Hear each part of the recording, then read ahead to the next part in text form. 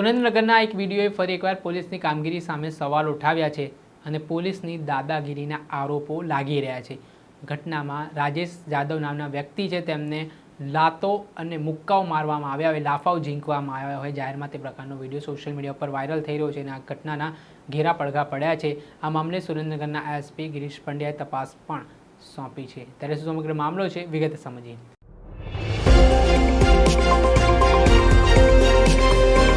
નમસ્કાર દર્શક મિત્રો, સ્કાયનેટ મીડિયામાં આપનું સ્વાગત છે। હું છું ફૈઝાન। થોડાક દિવસ પહેલાં સુરેન્દ્રનગરના પાટડીમાં રાજેન્દ્ર જાદવ નામના વ્યક્તિ છે, તેમને એકાએક છાતીમાં દુખાવો ઉઠ્યો હતો અને તેના કારણોસર પાટડીની સરકારી હોસ્પિટલમાં રાજેન્દ્ર જાદવને લાવવામાં આવ્યા હતા, જો કે ફરજ પરના તબીબે તેમને મૃત જાહેર કર્યા હતા।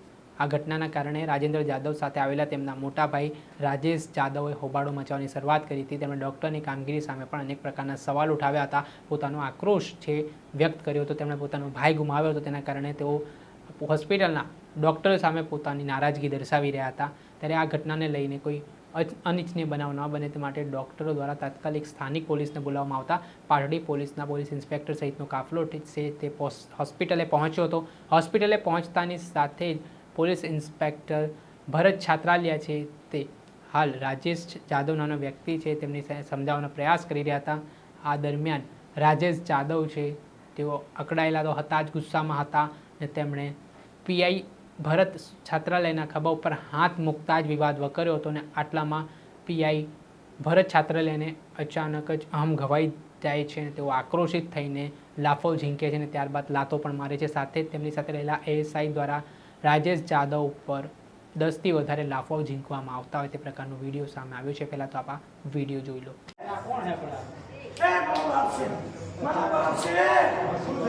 मरीज को अस्वस्थ है जो डॉक्टर क्या है, डॉक्टर क्या है, डॉक्टर है, डॉक्टर ने आया है निकालेंगे निकाल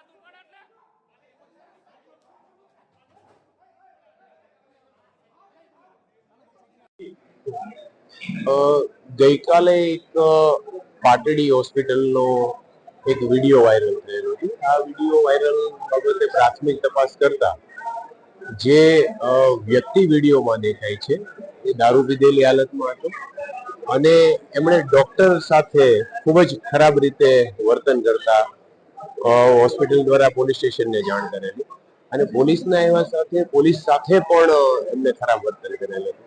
તેમ છતાં પોલીસ દ્વારા જો કોઈ પણ પ્રકારનું તેમની સાથે ખરાબ વર્તન કરવામાં આવ્યું એ બાબતે ડીવાયએસપી ધાંગધ્રાને એક ઇન્ક્વાયરી આપવામાં આવી છે અને લગભગ ટૂંક સમયમાં ઇન્ક્વાયરીનો રિપોર્ટ આવશે અને એમાં જો કોઈ જવાબદાર હશે તો એમની વિરુદ્ધ ચોક્કસ કાર્યવાહી કરવામાં આવશે।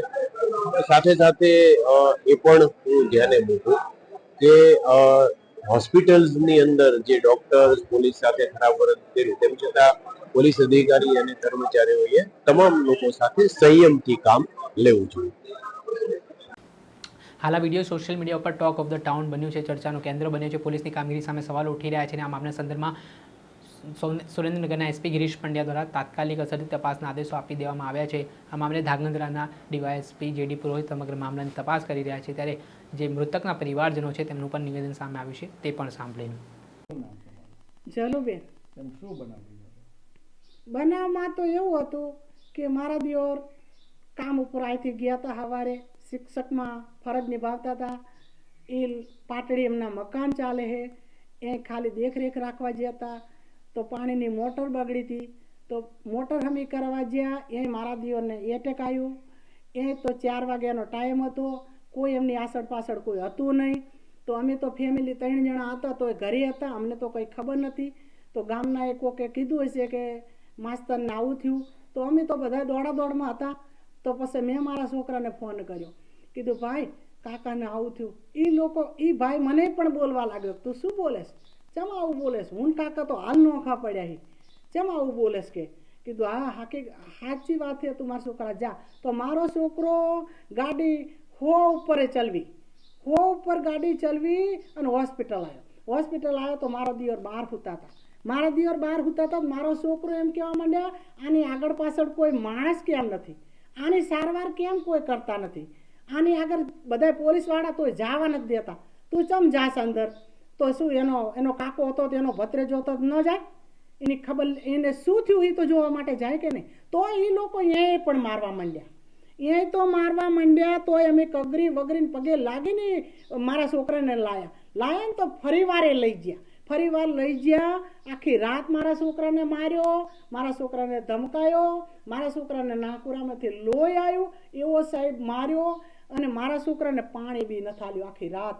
અને મારા દિયોરની અમે આખી રાત બીજા દી 10 વાગ્યા સુધી અમે એમની આ બધી કાર્યવાહી કરવા અમે રોકાણા બધા, પણ એ પોલીસવાળે મારા છોકરાને આવવા પણ નથી દીધો. આવો કયો કાયદો છે?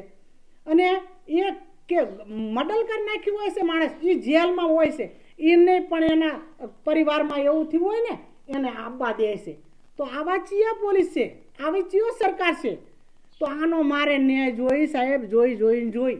આપણે સાંભળ્યા મૃતકના પરિવારજનો, જેમાં પોલીસની કામગીરી સામે જે સવાલો ઉઠતા દેખાઈ રહ્યા છે. પોલીસ ઇન્સ્પેક્ટરે જે કાયદો હાથમાં લીધો છે અને પોતે જ મારામારી ઉપર ઉતરી આવ્યા હતા, તે ઘટનાના સંદર્ભમાં હાલ જે આખો મામલો છે હવે તેની તપાસ જે.ડી. પુરોહિત જે ડીવાયએસપી છે તે કરશે અને આગામી સમયમાં એસપીને રિપોર્ટ સુપ્રત કરશે. દર્શક મિત્રો, સ્કાયનેટ મીડિયાને આપ લાઈક કરી લો, સબસ્ક્રાઇબ કરી લો અને શેર કરવાનું ભૂલતા નહીં.